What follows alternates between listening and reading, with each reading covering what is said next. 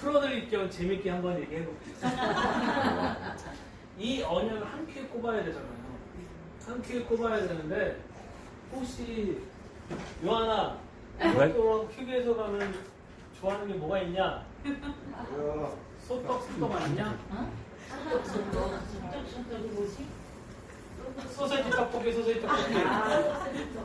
자, 이 소세지 떡볶이가 있는데 이 소떡을 한꺼번에 꼽으려면 꼬쟁이가 필요해요. 그렇죠? 그렇죠. 꼬쟁이. 이 꼬쟁이가 뭐냐면 이스라엘이에요. 그렇죠? 이 꼬치를 꼽았잖아 지금. 그러면 우리는 뭘 먹어야 돼요? 꼬치를 먹어야 돼요? 소떡을 먹어야 돼요? 소떡 먹어야지. 소떡 먹어야 되는데 자꾸 뭐만 먹고 있어요 지금 사람들이. 꼬치만 뜯어 먹고 있어요. 꼬치는 먹을 게 없어요. 꼬치가 남았다. 이스라엘. 하나님이 이스라엘을 선택한 거는 뭐냐면 당신의 언약을 꼽아놓은 거예요. 이스라엘에다가. 언약을 안 먹고. 언약을 안 먹고 자꾸 뭐만 먹냐면 소떡만 먹는 게 아니라 이거를 꼬치만 먹고 있다고. 이거 꼬치만. 그렇죠. 근데 이 꼬치를 빼잖아요. 이제 소떡이라고 못 불러요. 떡볶이라고 불러요. 이해되시나요? 소세지 따로 떡볶이 따로요. 그러면 하나님의 본질적인 설명할 방법이 없어요. 그래서 하나님은 뭐 하시냐면 하나님은 이스라엘이라는 꼬치에 당신의 언약을 꼽아놓은 거라고요. 그러면 이 이스라엘 이 꼬치를 무시하면 안 되는데 이 꼬치만 물고 있으면 안 되는 거예요. 이해되시죠? 네. 근데 이 조건은 뭘까요? 소스예요. 핫소스냐? 케첩이냐? 누구 취향이에요? 내 취향이지. 내 취향이지만 중요한 본질은 뭐예요? 먹어야 돼. 이걸 먹어야 돼. 소떡을 먹어야 되잖아. 할렐루야? 네. 근데 휴게소 갈 때마다 생각나시라고 얘기해요.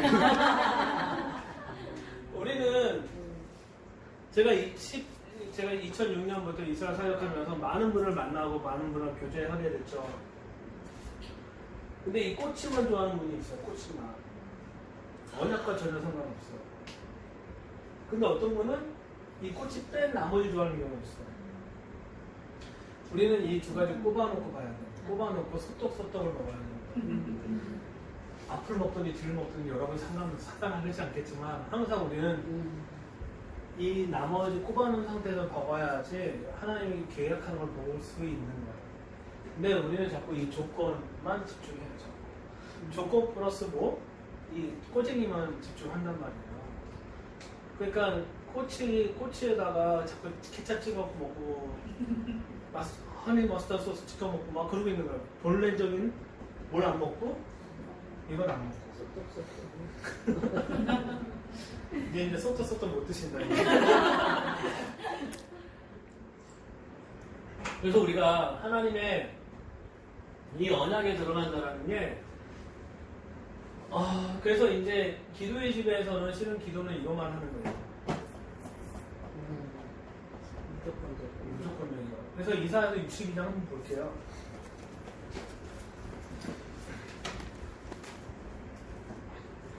지금 제가 하고 있는 이 시간은요 3개월짜리거든요. 3개월짜리를 지금 제가 막 뿌려치고 있는 중이에요. 제가 잘나서가 아니라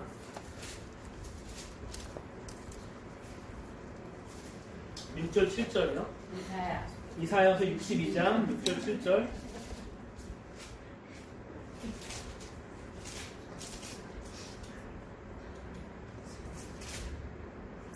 다 찾으셨죠? 네.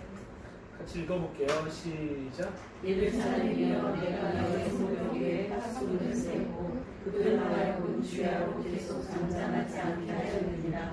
너희 여호와로 기억하시라는 자들아 너희는 시심하며 또 여호와께서 예루살렘을 세워 세상에서 찬송을 받게 하시기까지 그로 쉬지 못하시게 하라. 아멘. 자 보면은 이 성벽에 쓰면 제가 아까 서두에 얘기했죠. 성벽에 쓰면 성 밖을 보든지 성 안을 보는 게 파수꾼이 부르심이에요. 근데 여기 이사야 특징적인 파수꾼은 어디를 보고 있냐면 여호와로 하여금 기억만 하게 하는 거예요. 뭘 기억나게 하는 거예요? 바로 언약을 기억나게 하는 거예요. 에스겔서에서 나와 있는 파수꾼은요, 대언하거나 뭘 하거나 성 밖이나 성 안에를 참관하는 사람이에요. 이걸 우리는 중보자라고 얘기해요. 그렇잖아요. 중간에서 이거 성 밖에 적이 들어옵니다. 그럼 누구한테 얘기해요? 성 안에 얘기해요. 성 안에 문제가 생기면 저기 누구네 집에 지금 짜장면 만들어요. 갑시다. 공격하자 그러잖아요. 공격. 이게 중보자적인 역할이잖아요. 근데 이 중보자와 파수꾼의 버릇이 완벽하게 다른 거예요. 근데 자꾸 이 중보자분들이 뭐 한다고 그래? 기도의 집 한다고 그러면 자꾸 이 기도의 집 뭐 하고 있는 거예요? 계속 이런 일을 하고 있다는 거예요. 그러니까 제가 얘기하고 싶은 포인트는 본질적으로 기도의 집이라 함은 이 얘기를 하고 있는 것이 기도의 집이지 중보자적인 역할을 하는 것이 아니라는 거예요. 제가 결론 내린 거예요. 정리하면서 결론을 내린 거예요.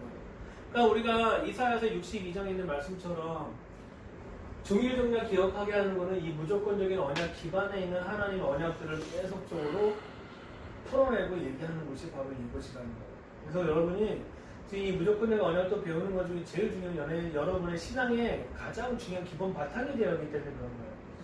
창조주를 이해하는데 제일 중요한 건 그분의 무조건성을 이해해야 되고 영원성을 이해해야 되고 그분의 시간 안에 들어가는 걸 배워야 되는 거고 누가 주체이는가 하나님이 주체라는 걸 배워야 되는 거죠. 왜냐하면 우리는 조건을 많이 배웠기 때문에 이제 조건에 대한 것들을 이제 내려놔야죠. 조건을 하지 말라는 게 아니라 다윗도 자신의 아들이 아팠을 때 기도해내잖아요. 하지만 죽고 난 뒤에 바로 어떻게 돌이켜요? 이것이 명확하니까. 이해되시죠? 금식하며 기도하지만 우리는 그런 영역도 해야 되지만 무조건적인 언약이 기반이 되어 있으면 절대 뭐 하지 않는다? 삐지지 않아요. 하나님한테. 삐질 수가 없어요. 창조주한테. 대들 수가 없잖아요. 그렇죠? 한번 되돌아 보세요. 괜찮아요. 그분은 사랑이시라. 그분은 사랑이신지라 괜찮습니다. 자, 그래서 보면은 제가 계속 이제 킹덤 백성이에요. 이 패턴은 똑같이 여기까지 가져오게 되는 걸 설명하고 있어요. 그러니까 아브라함의 언약은 킹덤을 설명하고 있는 거예요. 킹덤, 강대한 국가, 막 그런 얘기하니까 우리는 아브라함 능력자다, 막 그런 생각하지만 하나님이 그분의 킹덤과 메시아를 담아낸 거고 또 다윗의 언약에서도 또 뭐가 있냐면 킹덤과 그것을 담아냈죠. 우리 사무엘하 7장 걸을게요.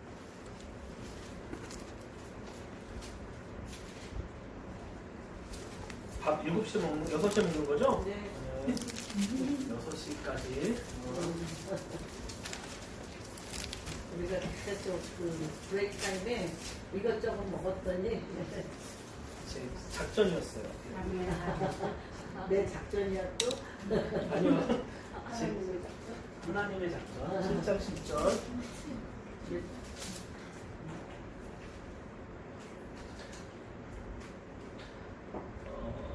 다 찾으셨죠? 14절부터 16절까지 10절부터 16절까지 같이 읽어보겠습니다. 10절부터 16절까지 같이 읽을게요. 시작! 내가 또 내 백성 이스라엘을 위하여 한 곳을 정하여 그를 심고 그를 거주하게 하고 다시 옮기지 못하게 하며 악한 종류로 전과 같이 그들을 하지 못하게 하여 전에 내가 사사에게 명령하여 내 백성 이스라엘을 다스리던 때와 같지 아니하게 하고 너를 모든 원수에게서 벗어나 편식하게 하리라. 여호와가 또 내게 이르노니 여호와가 너를 위하여 씻으시고 내 수만이 차서 내 조상들과 함께 모일 때 내가 내 몸에서 나의 씨를 내 뒤에 세워 그의 나라를 견고하게 하리라. 그는 내 이름을 위하여 집을 건축할 것이요 나는 그의 나라와 왕위를 영원히 견고하게 하리라. 나는 그에게 아버지가 되고 그는 내게 아들이 되리니 그가 만일 죄를 범하면 내가 사람의 죄와 인생의 채찍으로 징계하려니와 내가 그의 손에서 물러나게 하고 있어서 그의 좀 빼앗은 것처럼 그에게서 빼앗지 아니하리라. 내 집과 내 나라가 내 앞에서 영원히 보존되고 내 왕위가 영원히 건강하리라 하셨다 하라. 아멘. 17절에 제가 나단이 이 모든 말씀과 이 모든 묵시대로 다윗에게 고하니라 라고 하면 이게 다윗의 언약의 시작이에요. 이 다윗의 언약을 총 3가지로 서머리 해드릴게요. 저는 서머리 왕자니까 나머지 성경 공부하시고요. 가문을 하나님께 보존하신다고. 누구 가문이요? 다윗의 가문. 그래서 메시아는 반드시 어디서 나와야 돼요? 다시죠. 주일학교에서 100점이셨을 거예요. 그렇죠? 그래서 다윗의 후손이라고 얘기하는 거예요. 다윗의 후손. 다윗의 후손을 통해서 오실 분이 바로 메시아인 거예요. 보좌. 보좌는 다른 얘기로 통치예요. 그렇죠? 이 보좌 통치의 영역을 또 누구한테만 담아놓겠다고 결정하신 거예요? 다윗. 다윗의 후손에게 쭉 남기는 거죠. 그렇죠? 킹덤은? 킹덤도 누구예요? 다윗의 후손인 킹덤을 주신다고 한 거잖아요. 그렇죠? 이거를 다른 표현을 해볼게요. 메시아예요. 메시아. 그렇죠? 우리는 알고 있지만 다윗 때는 다윗에게 나단 선지자가 딱 얘기할 때 다윗은 누굴 생각했을까? 첫 아들 솔로몬인 거예요. 솔로몬. 자, 제가 이제 쭉 읽어보면서 얘기해볼게요. 근데 저기 먼저 볼까요? 5절 제가 읽을게요. 5절. 가서 내 종 다윗에게 말하기를 여호와의 말씀이 내가 나를 위하여 나의 거할 집을 건축하겠느냐? 내가 이스라엘 자손을 애굽에 인도했던 내던 날부터 오늘까지 제비에 거하지 않냐고 장막과 해막에 거하며 행하였더니 라고 얘기해요. 무슨 얘기냐면 다윗은 하나님의 집을 짓고 싶었어요. 왜? 하나님과 함께 살고 싶으니까. 그것이 첫 번째 다윗은 마음에 안 드는 게 다윗의 장막이에요. 장막이지만 하나님은 거기서 거하셨죠. 누구랑? 이스라엘 백성들과 함께. 그러니까 우리가 성전이라는 단어를 자꾸 쓰니까 우리가 되게 어려운 거예요. 실은 하나님은 히브리어 성경은 하바이트라고 표현해요. 그 집. 그 집.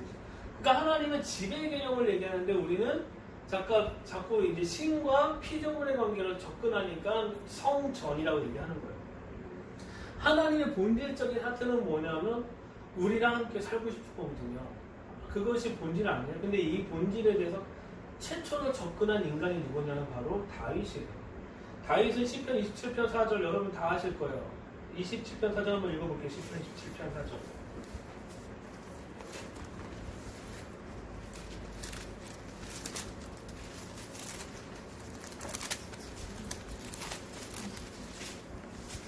시편 27편 4절.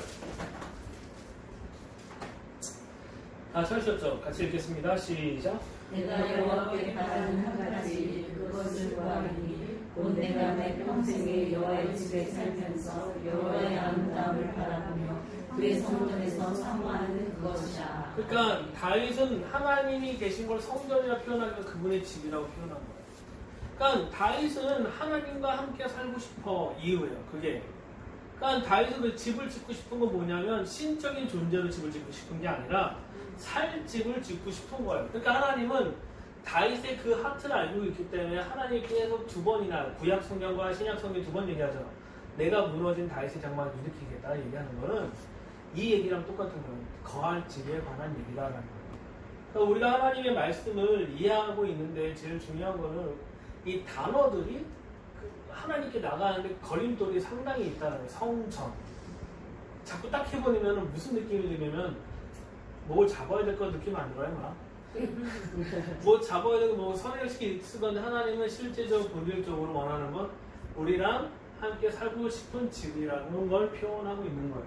그래서 다윗의 언약에 보면은 제가 쭉 보겠습니다.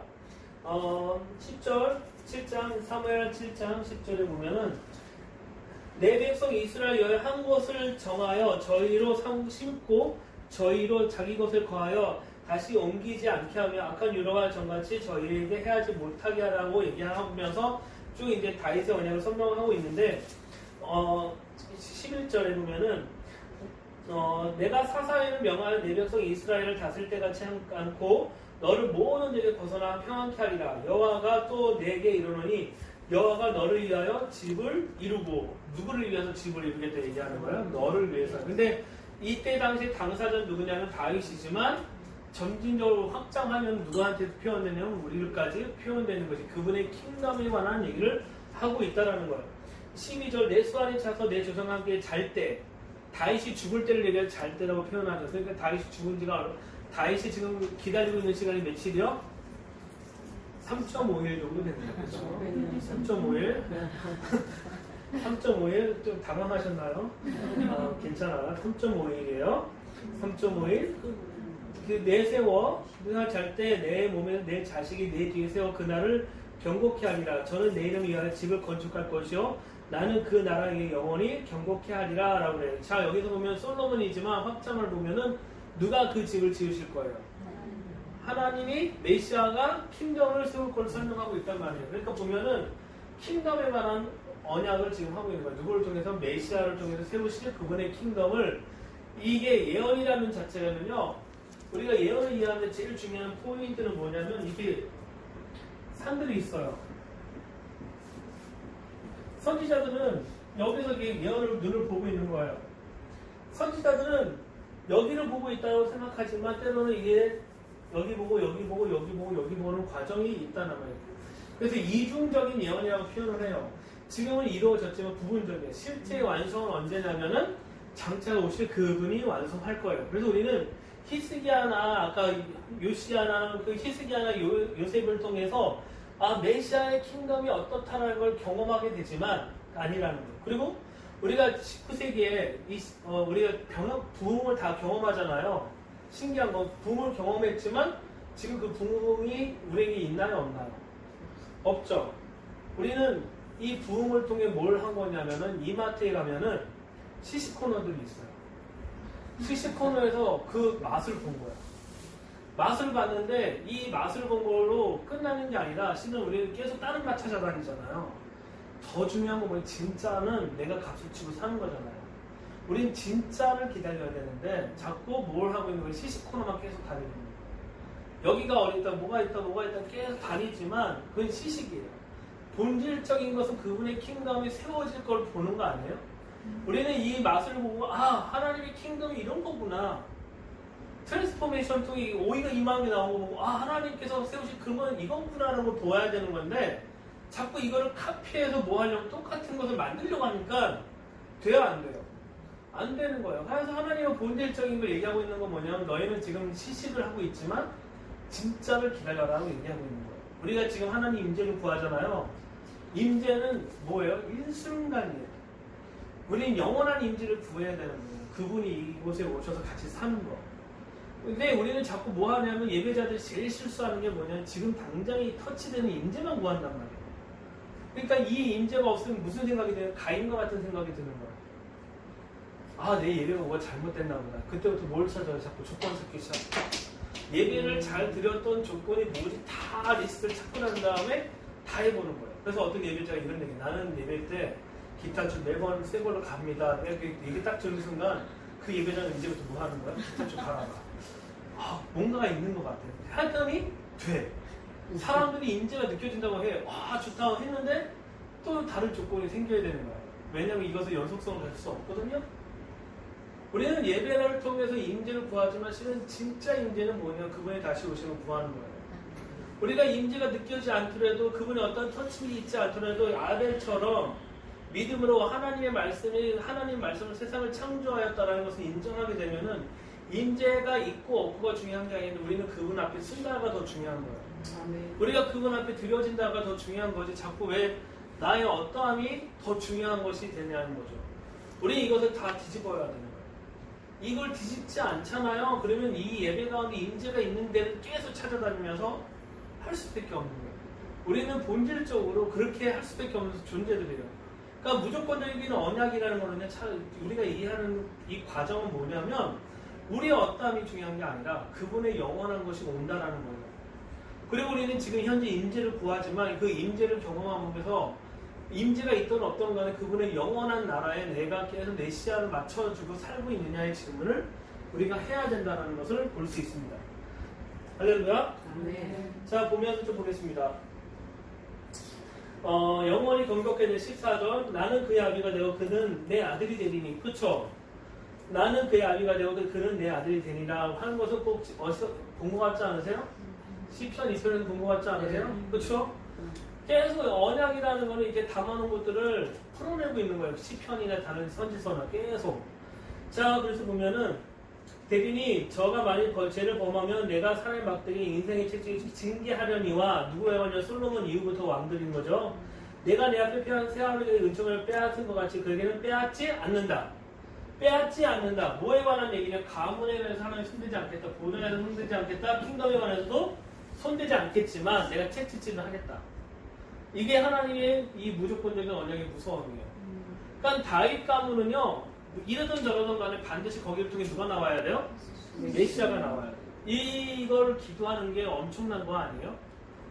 우리 확률적으로 낮은 걸 기도하기보다는요, 100% 될 걸 기도하는 게 좋잖아요. 로또 번호 받아도 100% 될 걸 받는 게 좋지, 90%는 힘든 거예요. 근데 중요한 거는요, 제가 뭐 하려다가 지금 순간 딴 얘기하다 까먹었는데. 이사야서 6장.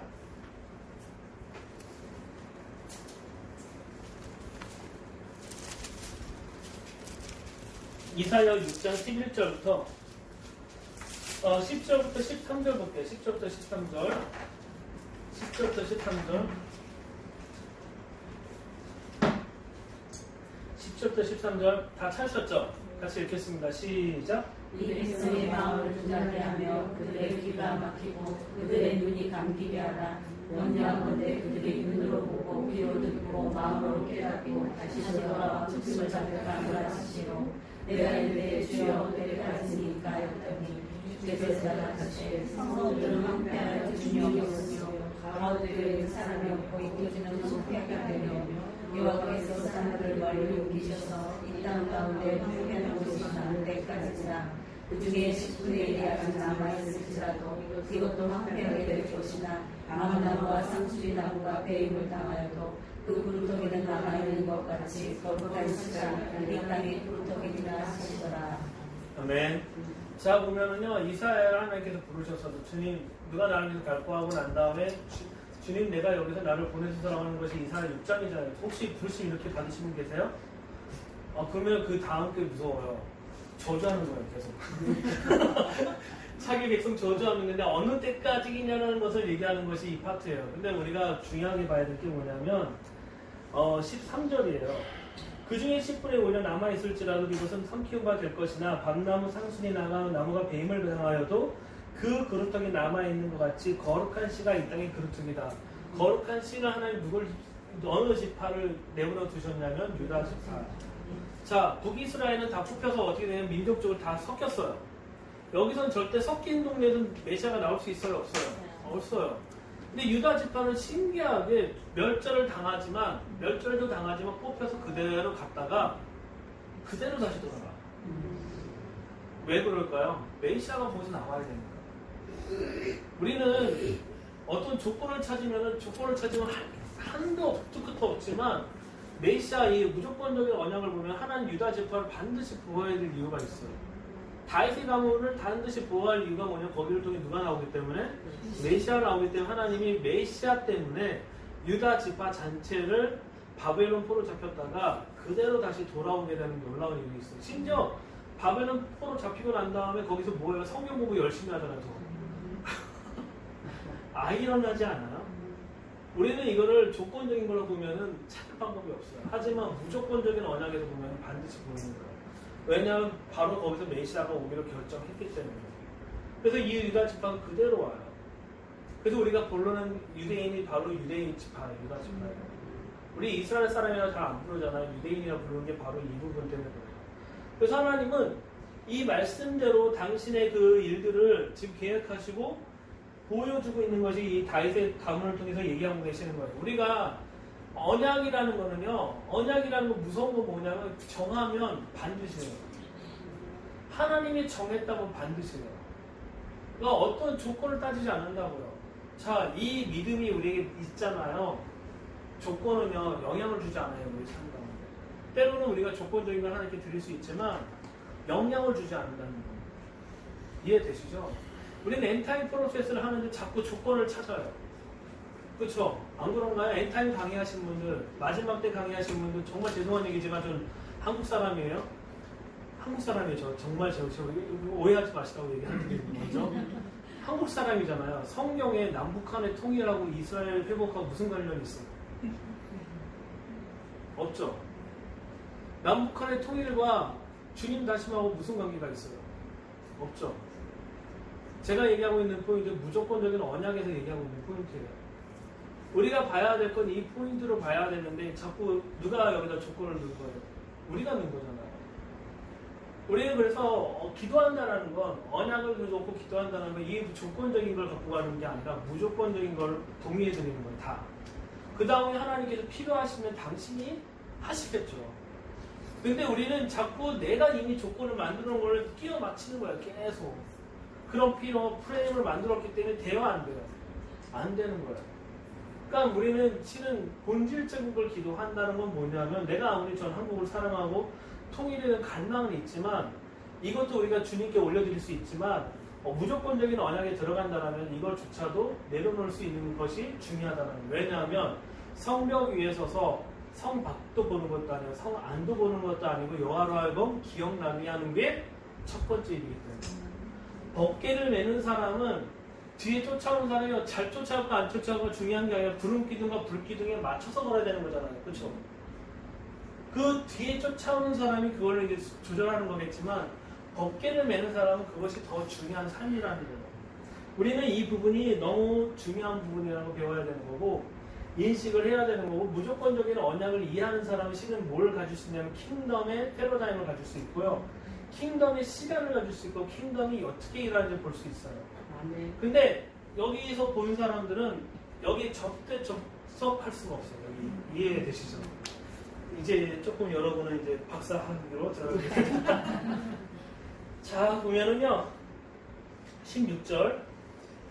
내 집과 내 나라가 내 앞에서 영원히 보존되고 내 위가 영원히 경고하게 되리라 하셨다라고 하는 부분이 바로 사무엘하 7장 16절이에요. 자, 이 말씀 제가 정리한 거예요. 내 집, 가문, 그렇죠? 그리고 내 위, 보좌, 그리고 킹덤이 영원히 경고하게 될 거라고 한 것이 바로 16절에 써머리해 준 거예요. 다시 써머리 16장 7장 16절 사무엘하 7장 16절. 자, 그래서 하나님이 이거를 다윗에게 얘기한 것뿐만 아니라 실은 메시아에게 집중해서 얘기한 파트가 바로 이 파트라는 것을 우리가 알 수 있습니다. 그래서 하나님이 우리가 다시 제가 써머리 해드릴게요. 언약이라는 건 하나님의 주권적인 요소예요. 분명히 하지만 여기 아브라함의 언약에서 스타트라인은 뭐냐면 아브라함이 불러갖고 아브라함아 내가 너 지시한 땅 가라 했을 때 안 갈 수도 있었잖아요. 그렇죠? 여기는 어떤 정도의 순종이라는 개념이 있었을 거예요. 순종이라는 개념이 있었겠죠. 창조주를 만났으니까 순종으로 개념을 시작된 것이 지금까지 모든 파급을 여기까지 갖고 오게 된다는 거예요. 이 순종을 다시는 요구하지 않아요. 이해되세요? 여기서 어떤 순종도 요구하지 않아요. 아브라함이 이미 했거든. 아브라함이 이미 했기 때문에 더 이상 우리한테 그 순종 요구하지 않아요. 뭐 집 버리고 떠나라 그런 순종 요구하지 않아요.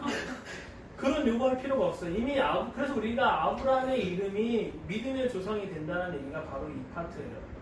아브라함의 한 번의 순종으로 인해서 다시는 우리에게 그런 것을 요구하지 않는다는. 우리는 이 안에 그냥 들어가면 되는 거예요. 이 안에 들어가서 그 언약 안에서 이루어지는 걸 보는 것이 첫 번째 우리가 해야 될 아주 중요한 포인트예요. 우리가 하나님의 언약에, 제가 언약을 지금 수도 없이 얘기하지만 우리가 언약에 들어간다는 자꾸 얘기하지만 이제 여러분이 이제 구분되잖아요. 우리가 얘기해야 될 언약은 무조건적인 언약이라는 거. 조건적인 걸 얘기하지 않는다는 거. 성경을 보면 하나님이 언약을 세우는 대상은 누구냐면 주로 왕이나 이론적 라인에 있는 사람들만 얘기하는 거지 기타 등등은 별로 얘기하지 않아요. 그러니까 노아의 언약조차도 이 언약은 메시아와 관련이 있을까요? 없을까요? 전혀 없어요. 이해되시죠? 싹 쓸어버린 거잖아요. 이해되시죠? 자, 그래서 이제 다윗의 언약이 이제 종착점을 끝났어요. 할렐루야? 할렐루야. 좀 일찍 끝낼까요? 가기도 애매하고 스톱하기도 애매하네. 6시에 밥 먹었나요? 어떻게 먹을까요? 어떻게 할까요? 예, 끝나고. 자, 그러면은 예레미야 31장 볼게요.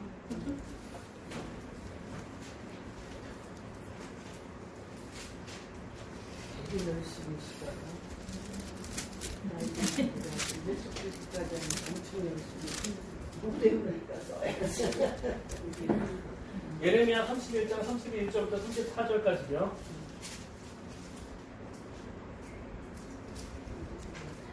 예레미야 31장 31절부터 34절. 다 찾으셨죠? 네. 네, 그러면 한번 같이 한번 읽어보겠습니다. 시작. 여호와의 말씀이니라. 보라, 나의 이름이니 내가 이스라엘 집과 유다 집에 새 언약을 맺으리라. 이 언약은 내가 그들의 조상들의 손을 잡고 애굽 땅에서 인도하였던 때만에 백성과 같지 아니할 것은 내가 그들의 남편이 되었어 그들이 내 언약을 깨뜨렸습니다.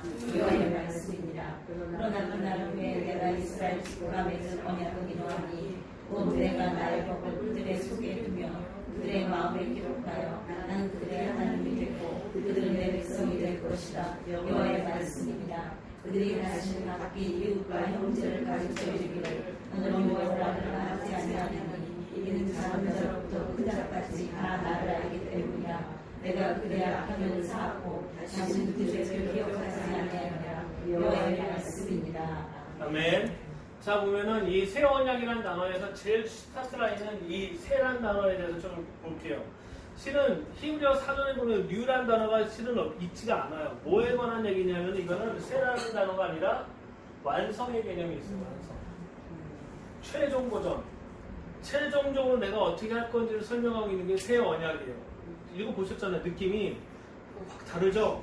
두 번째는 이 새 언약의 대상은 누구냐? 백성에게 있다는 거예요. 백성. 그래서 제가 여기 백성 썼죠. 여기 다윗은 킹덤에 관한 거고 백성에 관한 거예요. 킹덤은 백성이 필요해요. 근데 이 백성 상태가 메롱이면 돼야 안 돼요? 안 돼요.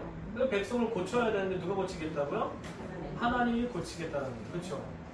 자, 보면 31절에 보면은 나 여호와가 말하노라. 보라, 날이 이르니니 내가 이스라엘 집과 유다 집에 새 언약을 세우리라. 자꾸 우리는 새 언약에서 교회에서는 이것만 붙잡고 살아요. 돼요? 안 돼요? 안 되죠? 이제 여러분은 이제 세대 당하신 거예요. 이제 훌륭한 학생으로서 자, 제가 이제 재밌는 걸 하나 얘기해 드릴게요. 2000년 전에 어떤 일이 있었냐면요. 오순절날에 성령님이 어디 임하셨죠? 예루살렘에 임했어요. 그렇죠? 2000년 전에 성령님이 임하시고 이 성령님이 임하신 성령이 어디로 가셔서 열방으로 푸시셨어요. 그렇죠? 다 동의하시죠? 네. 이거랑 또 반대된 스토리가 있어요. 어디 있을까요? 여러분 다 아시는 내용인데 이스라엘 하면 기본적으로 아는데 에스겔서 37장이에요.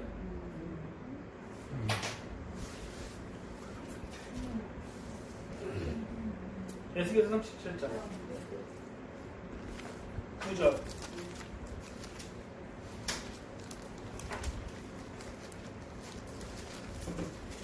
9절이요?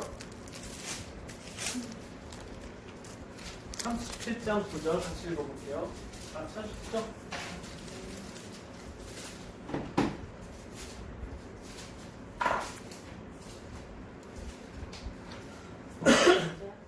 네, 37장 9절 시작. 또 내게 이르시되 자 너는 생기를 향하여 깨어나라. 생기에 깨어나여 이르는 여호와께서 이같이 말씀하시기를 생기야 사방에서부터 와서 이 죽음을 당한 자에게 불어서 사랑하게 하라 적당하라 하라. 아멘. 생기가 뭐예요? 루아키잖아요.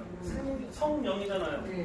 지금 하나님의 에스겔 37장을 통해서 이 말씀을 하고 계시는 거예요. 생기를 불어넣고 있는데 이제 우리가 아까 성령님에 대해서 배웠잖아요. 성령님은 말씀이시잖아요. 성령님의 말씀을 가진 자들은 지금 이곳에 뭘 당신의 무조건적인 언약을 불어넣고 있다는 거예요. 누가 모은다는 거? 당신이 하나님을 모신다는 거를 지금 사방에서 뭐하고 있는 거예요? 동의하는 기도 소리가 올라가고 있는 거예요. 예루살렘으로 모이고 있다는 거예요.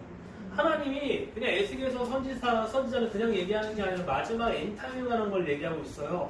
그러니까 이스라엘 회복의 동의가 제일 중요한 건 뭐예요? 성령님이 일하시는데 성령님은 말씀이시고 언약이십니다. 그 언약을 동의하는 자들의 동의하십시오 라고 할 때 이 성령님이 계속 여기에 오셔서 그 말씀대로 일하신다는 거예요. 이스라엘 백성이 모으고 있잖아요. 지금 알려 하잖아요. 뭐 때문에 하는 거예요? 이 말씀 때문에 움직이는 거잖아요. 그러니까 하나님은 지금도 이 일들을 하고 계십니다. 2000년 전에는 성령님이 오순절날 성전에 부어져 그 성령님께서 어디가 열방을 갔다라면 그 열방에 있는 말씀이 다시 어떻게 되는 거야? 다시 예루살렘에 집중하는 거야. 근데 조건이 아니에요? 무조건이에요. 이걸 우리가 이해하셔야 되는 거예요. 정말 중요한 거는 하나님의 일하심은 조건이 아니다 무조건이다.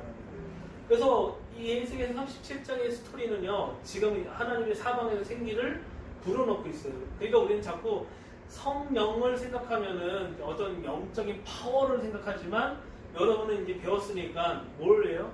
말씀이고 언약이다라는 거예요. 이해되시죠? 이제? 그래서 보면은 이제 다시 돌아갈게요. 예레미야 33장 31절 32절 나 여호와가 말하노라 이 언약은 내가 그들을 열조할 손을 잡고 하나님이 이스라엘 백성을 애굽에서 데려올 때 손잡고 나오셨대요. 시적인 표현이에요. 예레미야 31장 32절 손잡고 나오셨대요. 손잡고. 이스라엘 백성 기억할까요? 못할까요? 기억 전혀 못해요.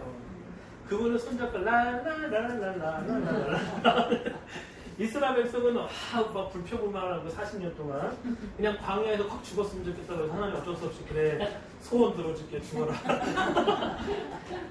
그 부모 세대가 죽을 때까지 자녀 세대가 뭐 한 거예요? 동거잖아요. 이해되시죠? 그거 40년 계획된 게 아니라 부모 세대가 죽는 시간이 40년이 걸린 거예요. 그래서 인도에는 나라에 세운 것 같지 아니할 것은 내가 그들의 남편이 되어서 그들의 내 언약을 파괴했음이라는 얘기예요. 아까 제가 신랑과 신부 얘기했잖아요. 신랑의 삶을 표현하기 위해 누굴 선택하냐면 이스라엘을 선택한 거예요. 그 표현이 뭐냐면 하나님 말씀을 지켜 사는 때 누구의 삶이 드러나는 거예요? 하나님의 삶이 드러나는 건데 누가 파괴한 거예요? 이스라엘이 파괴한 거예요. 이스라엘이 누구를 선택하면 우상을 만들고 우상을 섬기니까 이게 파괴가 된 거예요. 하나님은 파괴했다라고 얘기해요. 그래서 더 이상 내가 그와 같은 걸 하지 않고 33절 나 여호와가 말하노라 그러나 그날 후에 내가 이스라엘 집에 세운 언약을 이러니 그건 내가 나의 법을 누구 속에 둔다? 그들 속에 두겠다라는 얘기예요.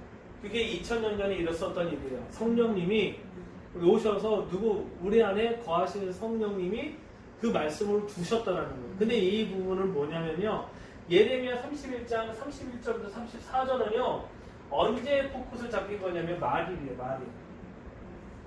말일이 언제냐면 최종적으로 주님이 완성한 포인트에 대해서 얘기하고 있는 거예요. 이해되시죠? 포인트이기 때문에 지금 우리는 불안감 속에 있는 거기 때문에 지금 과정이잖아요.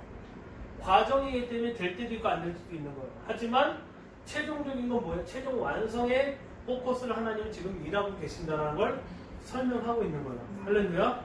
그래서 여러분 불안전하다는 게 얼마나 감사한지 몰라요. 실수해도 돼요. 할렐루야. 실수해도 돼요. 왜냐면 우리는 불완전한 존재이기 때문에. 하지만 이 실수를 통해 난 죄인이야, 난 죽어야 돼, 막 머리 때리고 막 부르면 안 되고요. 더 갈망해야 돼요. 완성될 거예요. 완성하실 그분이 오실 거예요. 갈망하고 소망할 때 그분이 그것을 채워지는 거잖아요. 하나님이 이거를 지금 갈망하는 자에게 솔직히 기대하고 소망하고 있는 거예요. 여러분 불안한 걸 감사하게 생각하셔야 돼요. 왜냐하면 완전할 분이 완전케 하실 분이 오시기 때문에 이 일을 주님이 하고 계신다는 걸 지금 설명하고 있는 거죠. 그래서 보면 내가 나의 법을 그들 속에 두고 그 마음에 기록하여 나는 그들의 하나님이 되고 그들은 내 백성이 될 것이다. 이 말씀이 어디 있는 것 같으세요? 계시록 21장에서. 그렇죠? 그러니까 최종 스테이지는 언제냐면 계시록 21장의 것을 지금 얘기하고 있는 거예요. 요한이 환상을 보고 계시를 썼지만 어디에 기반에 쓴 거예요? 다? 이 기반에 쓴 거잖아요. 그렇죠? 핵심적인 건 다 언약의 기반에 쓴 거예요. 근데 우리는 이 언약의 기반에 있지 않으니까 계시록 해석하는 게 막 그냥 왔다 갔다 하는 거예요. 무조건적인 언약이라고 무서운 건 뭐냐면 하나님이 반드시 하실 거예요. 실은 나는 그들의 백성이 되고 나는 그들의 하나님이 된다는 얘기는 어디 있었냐면 여기도 있었거든요. 모압 언약에도. 이해되시죠? 이게 그냥 나온 게 아니라 기본에서 나와서 확장되고 더 디테일하게 들어가는 것을 설명하고 있는 거예요. 그래서 나는 기록하여 나는 그들의 하나님 되고 그들은 내 백성이 될 것이다. 34절 그들이 다시는 각기 이웃을 형제 가리켜 이르기를 너는 여호와를 알라 하지 말라라고 얘기해요. 그렇죠? 여호와를 알라 하지 아니하리니 라고 얘기해요. 무슨 얘기냐? 더 이상 하나님을 알려줄 필요가 있다 없다. 그걸 누가 예언했어요 지금? 호세아서에서 얘기한 거예요. 결혼하면 하나님과 함께 살면 우린 누구를 알아요? 하나님 안다는 거예요. 더 이상 얘기할 필요 없어요. 요한아 너 이럴 필요 없어. 그게 왜? 하나님 아니까. 기대되지 않아요? 무조건적인 언약을 계속 이 얘기하고 있는데 조건 언약은 이걸 못 봐요. 그렇죠? 제가 좀 볼게요. 이는 작은 자로부터 큰 자까지 다 누굴 알아요? 나를 알미니 내가 그들의 죄를 아니라 자꾸 우린 죄를 생각하지만 이 죄라는 건 뭘로부터 시작됐냐면 우리 불완전성으로 나온 거 아니에요? 주님이 이 모든 걸 사하겠다는 얘기는 우리 완전하게 만들겠다는 얘기예요. 왜냐하면 여호와를 알기 때문에. 이 계시록 21장 읽어보세요. 우리는 그들의 하나님, 우리는 그분의 백성이든 그분은 우리 하나님이 되는 것이 최종 스테이지가 되면 우리를 완전케 하셔야지만 그분과 함께 설 수 있는 거잖아요. 하나님의 궁극적인 목적은 뭐냐면 우리랑 함께 살고 싶은 거예요. 왜? 하나님 자신을 알리고 싶은 겁니다. 그것이 최종이에요. 그래서 이 새 언약은 새 언약이라보다 완성의 언약, 완전의 언약으로 표현하는 게 맞는 게 뭐냐면 최종 스테이지에 대해서 설명하고 있는 것이 바로 이 부분이에요. 그래서 여호와께서 얘기하고 35, 36, 37, 38 관한 얘기는 뭐냐면 이스라엘 관한 다시 얘기를 해요. 그래서 내가 이 꼬치를 절대 포기 못하겠다는 거예요. 소떡을 만들기 위해서 꼬치를 포기할 수 없어요. 이 꼬치가 떨어지면 어떻게 된다? 떡볶이 된다. 나는 소떡이 좋으니 이 꼬치를 반드시 지켜야겠다라고 하나님이 얘기하시는 게 바로 이 포인트예요. 그러니까 우리가 새 언약에 대해서 우리가 언약에 대해서 쭉 이렇게 훑어보고 쭉 보고 있었지만 우리가 하나님의 언약을 보는 것이 왜 중요하냐면 이 무조건적 언약을 보는 것이 중요하냐면 아브라함의 언약은 우리가 볼 수 없는 영역이 있었지만 킹덤의 관점과 메시아 관점으로 본다면 당신이 어떤 일을 할 것인지 당신이 어떤 나라를 만들 것이 킹덤 만들 것인지를 다 이미 아브라함에 전해놓고 하나님은 아브라함의 한 번의 순종을 인해서 우리에게 이것을 누구한테 다 적용한 거예요? 우리한테 다 적용한 거예요. 할렐루야? 그리고 이 적용된 걸 통해 하나님은 계속적으로 설명했는데 우리가 이해할지 못할까봐 누굴 보내주셨냐면 성령님을 보내주셨단 말이에요. 우리가 하나님의 언어, 킹덤의 언어를 이해한다는 건 뭐냐면 이 무조건적인 언약을 이해한다면은 우리는 뭐 하게 되냐면은 실은 그 언약들이 우리 안에 어떻게 풀어질지에 대해서 기대가 되고 소망이 되는 거예요. 실은 여러분에게 요청하고 요구하는 건 뭐냐면 이걸 믿으셔야 돼요. 믿고 이것이 여러분의 삶의 기본이 되셔야 돼요. 이거와 기본이 안 된 상태에서 자꾸 조건적인 걸 살기 시작하잖아요. 틀어져요. 제가 토라를 강의했잖아요. 목사님도 아시잖아요. 토라를 강의했는데 토라를 강의하지 않는 이유 중에 하나가 뭐냐면 이걸 다 깨트리더라고요. 못 보게 만들더라고요. 그래서 안 하는 거야. 그리고 두 번째 기도의 집을 하다 보니까 기도의 집에서 바꾼 건 뭐냐면 이거예요. 이거 하기도 바빠 죽겠거든. 이거 하기도 바빠 죽겠기 때문에 못하는 거예요. 딴 거에 대해서. 우리가 하나님의 언약을 보는 것이 얼마나 중요하고 하나님은 계속 반복적으로 얘기하고 있음을 우리에게 설명하고 있습니다. 여러분 이게 지금 몇 시간 동안에 기초부터 고급반까지 끝났어요. 지금 고급반까지. 네?